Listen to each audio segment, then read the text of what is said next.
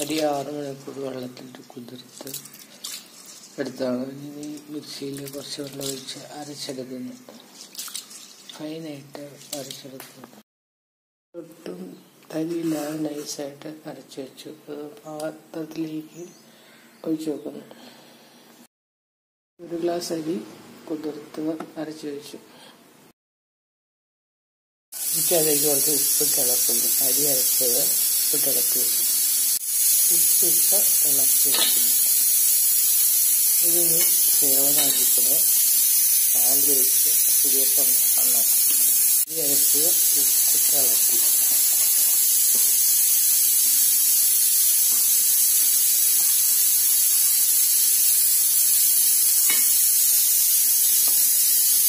ഇത് ഉണ്ണിയപ്പത്തിൻ്റെ അച്ചാണ്.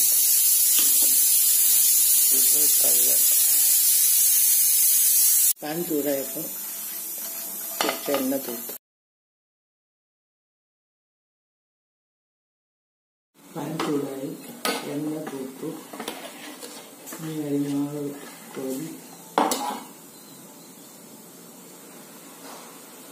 ചേർന്നതിൽ വെച്ചു.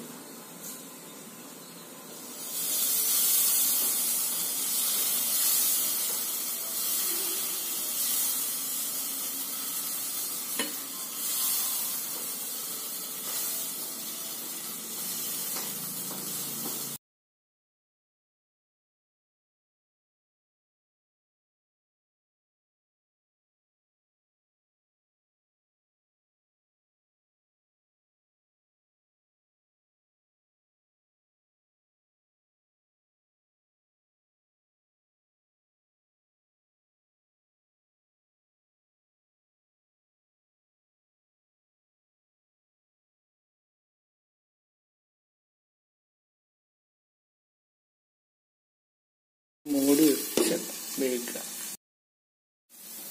ഇതൊന്ന് മറിച്ചു ഇട്ട് കൊടുക്കും.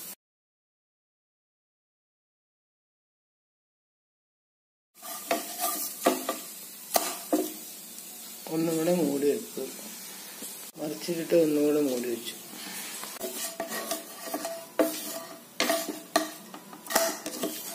ക്രിസ്പി ആയിട്ടുള്ള അപ്പം ഇതുപോലെ ചുറ്റിച്ച് വയ്ക്കും. സേവൻ അലയിൽ വെച്ചിട്ട് മൂടി വെക്കുക. 5 മിനിറ്റ് കഴിഞ്ഞു. ഇനി ഇതൊന്ന് മറിച്ചിടുക.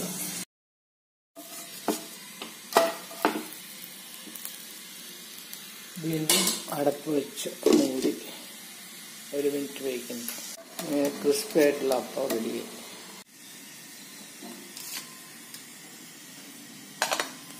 നാളിൽ വെച്ചിട്ട്